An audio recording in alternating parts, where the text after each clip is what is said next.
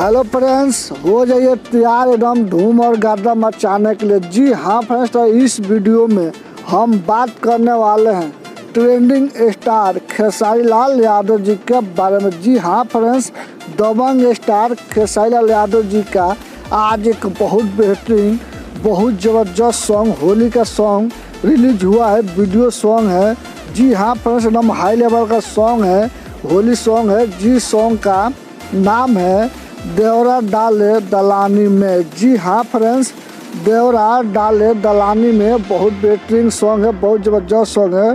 तो अगर आप लोग नहीं सुने तो एक बार ज़रूर सुनिए गाना को और खूब ढेर सारा प्यार आशीर्वाद दीजिए अपना ट्रेंडिंग स्टार खेसारी लाल यादव जी को।